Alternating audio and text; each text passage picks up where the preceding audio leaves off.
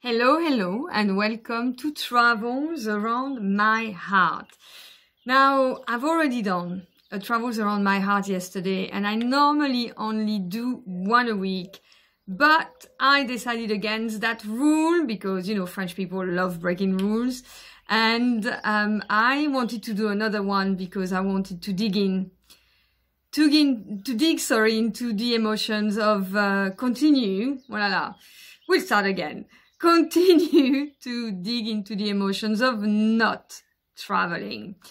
And I know things are getting better, but we still can't really jump on a flight, and we can't go and meet our loved ones for those who have long distance relationships. And that's really what I wanted to speak about, because I've had one of those in the past, and I've learned so many lessons from it, because it is so hard, as I said yesterday, when you can't touch people. They were saying in the statistics about 85% of the language of the emotions that you want to express just vanish. And of course it's fine if you can, well, I say it's not fine. It's better if you can connect via video. But imagine when your signal is not strong enough, and then the only thing that you can do is just hear the voice of someone. So words are very interesting. One of the things that I learned from a breakup of a relationship is that the meaning that you allocate to one word is not the meaning that someone else allocates, and even if you use the same word. So, you could have, let's be romantic here. You could have your own definition of what it means to love, and then the other person could have a completely different definition. So if you don't discuss that, then you're in for a very interesting experience, which usually doesn't finish very, very well. So one of the things that I always do, that I'm always very careful with, is to really check upon the meaning that the people that I am with bring to a word. Yes, their interpretation. So I ask always a lot of questions, and it means that I can feel safer because, I know what they mean. So that's what brings me a kind of more grounding when I am in a discussion. And when you are with a partner, and especially when it's a partner that doesn't share the same language that you have, and you then end up speaking English together, it can be at times really, really challenging, because someone will hear something and it's not what you said, but that's what they will hear. So their reality becomes your reality, even if it's a completely different one. And at the weekend, I was listening to a podcast from Louis Howes. I don't know if you know him, but he's from the School of Greatness, and I highly recommend him. And he was interviewing Matthew Hussey, who is the king of relationships, and explaining that he had for a long time a long distance relationship with his now girlfriend from Mexico, and she just moved in before Corona, and how they started living together and understanding that there were really kind of hiccups on what they both understood from the same word. So very important, I would say, as a first tip, to make sure that you understand the same words, and then you check that. So you need to be 10 times more present, which means that you can't have, if you want to have an intimate discussion, a serious discussion, yes, about the future, or something that you feel very uncomfortable with. You need to be in an environment that doesn't have any noise, that enables you to really focus and be present, where there is no one around, because then you easily become distracted with all the things that are around. It's not the same as if you were at home on your own, with someone next to you and there is only the two of you. Although some people become very easily distracted. But it's this commitment of, yes, I'm here to listen to you and my eyes are only going to be fixed upon you and I'm there for you. And of course it becomes intense. But there are discussions that require that. I mean, it shouldn't be like that every single day because Jesus Christ, that would be a bit too much. But for the important conversations, then it's really nice to do that because then no one is disappointed. Yes. So to put together this kind of rules on saying, okay, I'd love to speak to you about these, given of warning, like, okay, can we make sure that we are in a safe place in order to do that? And safe place, I don't mean that no one is going to be there, to assault you. I mean, safe place emotionally. Yes. And talking about commitment, because now comes the most important thing. When you're in a long distance relationship, it makes this concept of commitment, of showing up every single day for each other, or every 2 days or 3 days, whatever your rule is. And it's great, you can commit and you can say, oh, I'm going to talk to you every day. And, or I'll send you, I've just heard that podcast, or I've heard that song, I've heard that poem, made me think of you. And that's commitment. That's a certain level of commitment. Yes. But a deeper level of commitment is when things get really challenging. When you have an argument for whatever reason,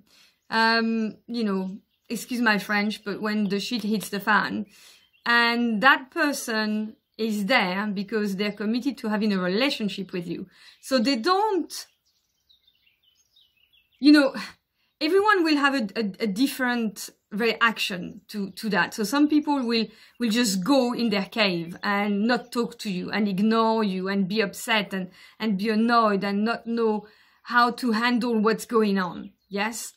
So you have to ask yourself, am I still committed to be in that relationship with that person?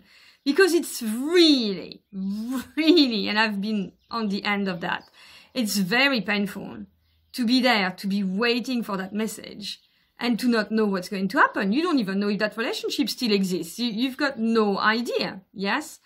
Because it's not like you can just take the car or that you are and go and see your partner or that you are in the same room, yes?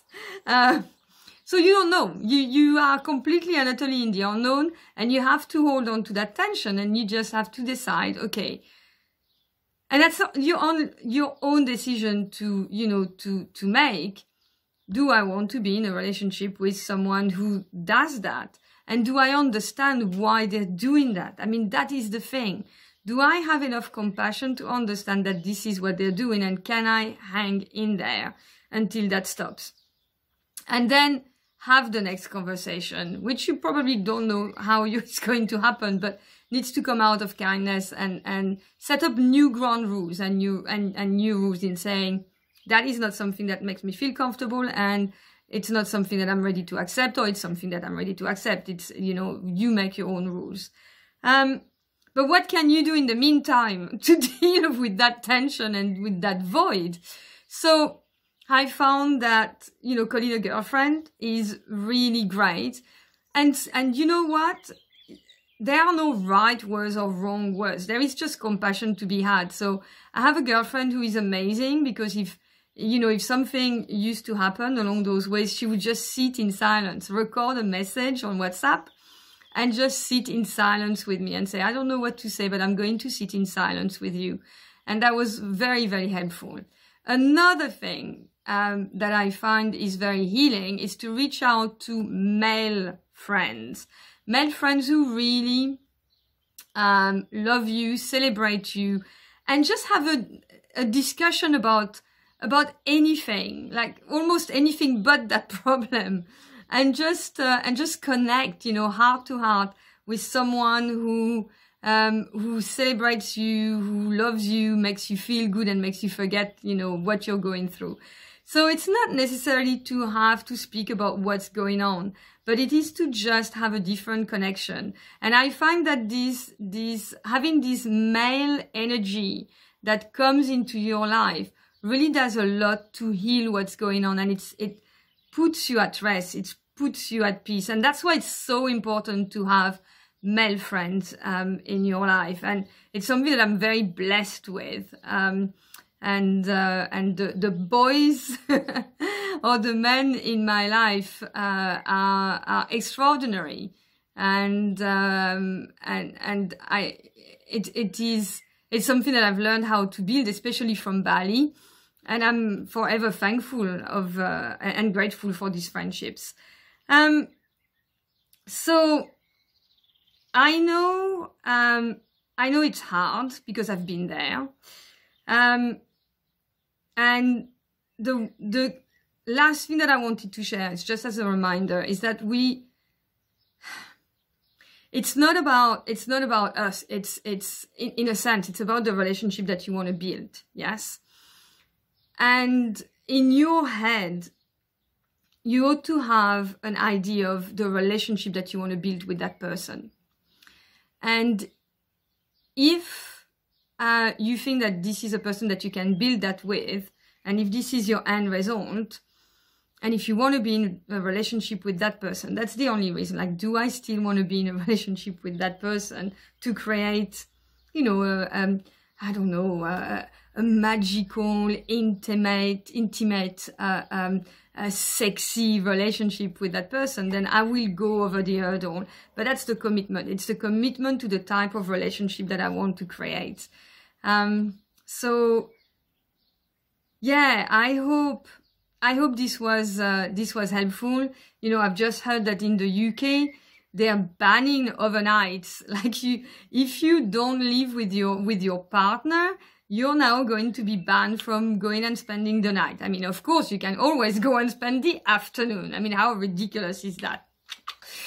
Oh my God. You know, it's like when your parents told you that you couldn't sleep over with a boy because you would have sex with him. And of course, you know, the day is 24 hours. It's not only the night. So mind you, that's just so silly. But I just want to tell you that if you are in a long distance relationship and are having some hurdles, get in touch. Yes, because, you know, I've been through it. So, you know, like, just comment when I'm meaning get in touch. I mean, just comment underneath. Yes, tell me, and